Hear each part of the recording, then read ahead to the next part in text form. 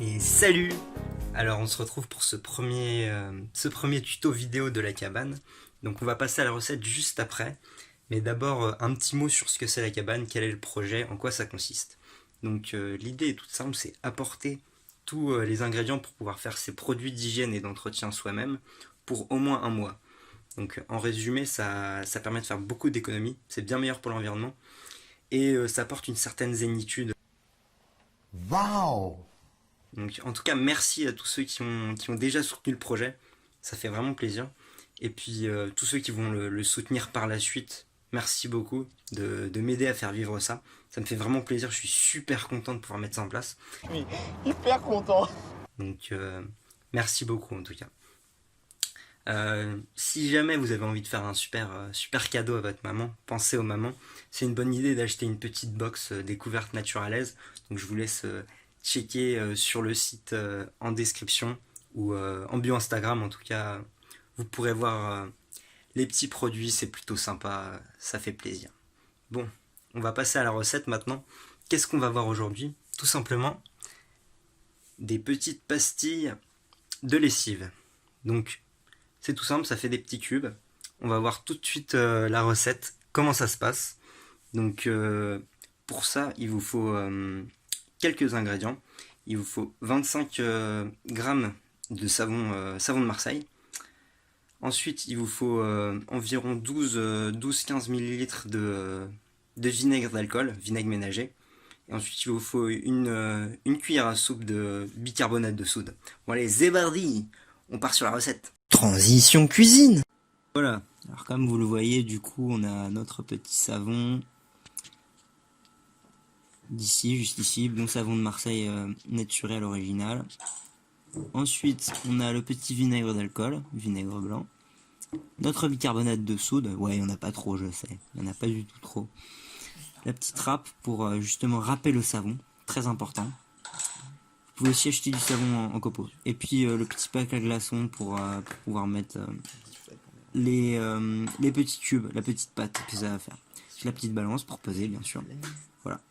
Vous pouvez aussi acheter du savon en copeaux, c'est pas mal, c'est pratique. Bon, vu que moi j'ai la flemme, petit tour de magie, attention, 3, 2, 1, et hop. Et voilà. Vous voyez, ça fait super, ça fait comme du fromage râpé, vous pouvez faire des blagues, vous pouvez laisser ça dans une cuisine, les gens ils croient que c'est du fromage râpé, mettre ça sur les pâtes et ah, bah non, ça fait des bulles. Ok. Bref. Bon. Ensuite, on va rajouter du coup le petit bicarbonate de soude, une petite cuillère à soupe comme j'ai dit, ça suffit. Hop là. Faut mélanger un petit peu, c'est super important. Voilà, je mélange, hein. Je mélange. On n'oublie pas, c'est toujours important. Donc voilà, vous mélangez. Ensuite, on va rajouter le petit vinaigre. Il faudra faire attention parce que ça a tendance à bien mousser, donc il faut l'ajouter assez lentement. C'est plutôt important. Donc là, on a une petite poudre si on veut, petit mélange. Donc là, on vient ajouter notre bon vieux vinaigre. Donc voilà, faut pas en mettre trop quoi. Faut 10, 12, 15 millilitres grand max pour ces doses là. Vous voyez cette petite mousse? Plutôt pas mal. Ensuite la touillette. On adore la touillette. Hop, on fouette et on refouette. Jusqu'à avoir un mélange un peu crémeux. Yummy. Hop. Donc vous versez petit à petit. Ça par contre c'est important. Parce que sinon ça va mousser de ouf. Ah, après c'est la panique. Vous en mettez partout. Et vraiment c'est... Voilà quoi. Ça fait une bonne pâtée. Hein. Voilà. Donc on vide le tout et puis on est un. Voilà.